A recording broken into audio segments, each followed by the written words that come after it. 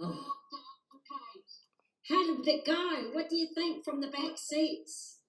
That was brilliant. You did so well. Oh, really? Yeah. I didn't know what he was on about.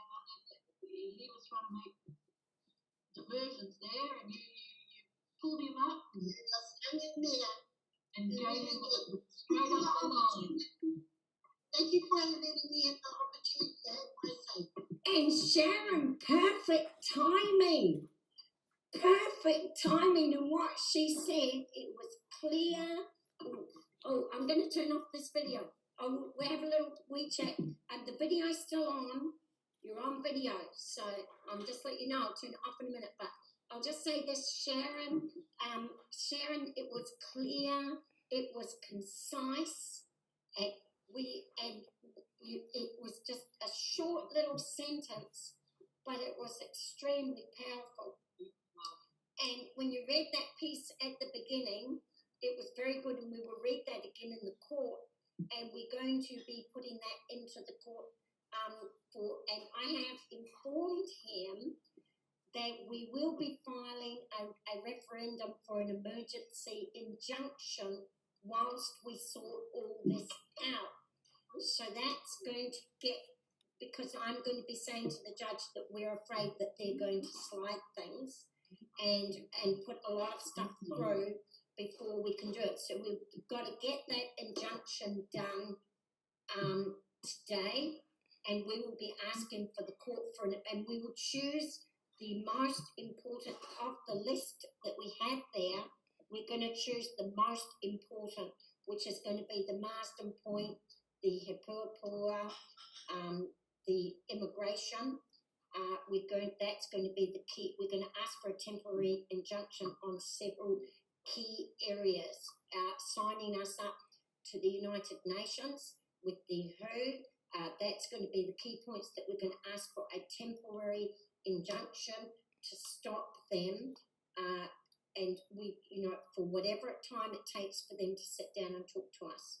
And so we're going to force the beast to kneel. That's what we're doing. We're going to force them to kneel and listen to our voice. Oh, so now all of you talk, because I've been talking for too long. So what have you got to say? We'll start. Can you move to the left a little bit? Because as I'm videoing, I can't see you there. To give you the opinion, and then I'll close down the video and we'll have just talks amongst ourselves. So we're going to start with Jody. Jody, what's your thoughts on what happened today? I nailed it. It was wonderful, Sharon, to hear that beginning, that piece at the beginning was spot on. And what's happening, and you nailed it by bringing that together, and what you said, Kate, the divisiveness that they're ruling us under, and the confusion and everything else. Wow. And I don't understand really why he was going down that road of but you understood him, Kate, and explained that it's not a case really to, you want a clarification. It's not something, you just want clarification. Boom. Yeah, we don't want any of the BS. We just want you to tell us what is the consistent law that we can trust. And we don't care about anything else. And we're going to force them to tell us. And I think Miss Rebecca was very much on the page. She was going. Yeah, she got a wee bit of a telling off there, didn't she? A little bit of a reminder that we're here against you. We're here for the crown, and we're not for you. We're against you. And I think she had to get a wee reminder. Yeah. Oh no, that was great. So clear, concise. And Sharon, that was a crappy that you came in with. Yeah, perfect timing. All right, Sharon, come in. What do you got to say, Sharon? Sharon, what was that piece where you came in? Can you just remind us what you said again? It was very important. That you said under the Queen's, that your Protestant right, you wanted to be protected by your Protestant right. Can you remember what you said?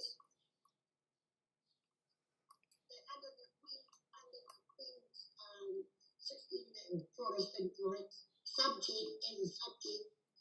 I do not want to be referred to as a refugee. Oh, yeah. Yeah. That's what she said. I don't want to be referred to as a refugee in my own country. Mm. It was huge that she said that. And we've got evidence that they are being referred to as refugees, although I can't find where I put it, but we have got the evidence there somewhere. I'm saying thank you for giving me that opportunity to tell them that, because that's what I wanted to tell them. The other thing, I wholly disagree that the 1990 Bill of Rights is the same as 1688. They are two different documents. Yeah. Entirely. But other than that, the overall meeting with them was awesome. It was excellent. So it was awesome, Kate. Yeah. Okay, next one. What are you going to say, Diane? I think both Sharon and Kate did really, really well, and you presented yourself well, so there was no problems there. Can you say, Diane? I think both Sharon and Kate did really, really well, and you presented yourself well, so there was no problems there. I kind of got the impression from Peter that he initially was very much trying, because this is before Kate got to speak, right? When he sort of gave her saying that he was making it quite confusing, saying that there's some confusion over the 1688 Bill of Rights and also over the New Zealand, and it's like, well, no, not for Kate. No, not for us. I'm not confused. Yes, but he was sort of really trying. I got the impression he was trying to wangle his way out of it, like to say, look, we can agree that 1688 and say go away, right? Yeah. There's, he made it confusing over the Queen's Law of New Zealand and then England. So it's like, well, what are you trying to say here? So I kind of got the fact that he was trying to brush it off, and then when Kate came back with a vengeance, very, very clear, nailing it, he got it. Yeah. And then I thought, oh my God, Kate, don't give him too much information, because he's going to be looking to build a case against us out of court. He's trying to say, let's just settle this out of court, and the lawyers are very many times. Yeah. He's trying. He's going for an out of court settlement, but obviously I'm going to say no. He knows. They know. He also said, maybe, I know that you're not lawyers, but you can contact citizens' advice. I mean, come on.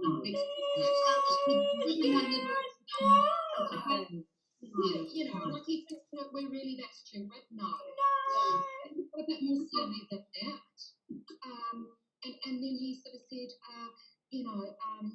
what did he say? I'm not, it was just something that he was trying to sort of say, because this is going to be very costly. Yeah, but very costly for the crown. I wanted to say, I hope he puts that in his thing, because I wanted to say this is going to cost nothing when compared to the billions that you've spent on the Human Rights Commission promoting that 1990 ordinary law that doesn't even apply to New Zealanders. I'm going to say that it's about time we got some of our tax money spent on us. And it's the best money spent. Yes. 2.7 million spent on the mango law. 2 points, yeah. We'll be bringing that up. Yeah. Those little gems, of comebacks, like when he is saying, oh yes, what's going to be a costly case and everything. No, that's fine. But, it's having those little gems in the court with the judge. I think that's where it's got to be presented, not give away. Don't, it's like a poker game. You don't show your cards all at once. You have to, no, but by the law, you have to tell them every single thing that you're going to be battling, because they have the right to every means possible for defending themselves. You cannot hide a single thing from them. You've got to tell them every single thing so that they can defend themselves. And anything that's not in that document, we're not allowed to use it in the court. No, you're not allowed to, because they have not prepared their defence. So I know what you're saying, but I did not tell him the questions that I would be asking, but all of that stuff that I said is already in the applicant's claim, the KII, the Declaration of Inconsistency, it's all in there, That was so condensed and so beautifully said. Yeah. It's so good. And I think the other thing that was picked up is, like, he was saying, well, okay, well, your cause is for relief. You know, there's a cause for relief. And then she came in, Rebecca, and she said, oh, no, it's a prayer. Yeah. You know, She did. Yes, she did. It's a prayer. And then Kate just clarified it again very clearly for them. You know, oh yes, I've got this prayer, the first thing and the second one, and you know, it was you nailed it home about constitutional law, that sort of thing. So I think it went really well. I think that they were in a different situation when they first started. I thought that maybe they felt that they were going to go away and this was all going to be like, oh yeah, we can just get rid of Kate. Oh, yeah. But I think they know now. They ain't getting rid of our team. They had some homework, and you know, he's look. We're in Wednesday now. They've got 2 days to put this together now. So he's like, okay, this is not. This is now. He's got 2 days to work on it, because they haven't even got a statement of claim or their memorandum done. You'll see that he's not. You'll see that he's. The other thing is, it's Justice Palmer again. Is it? Yeah, Yes. that's good. Yes, But it's just Rebecca said. but you'll see that. Okay, so I'll see if Maxine wants to say something, because I'm going to turn the video off. The video's on. We'll let Maxine and then we can have talks.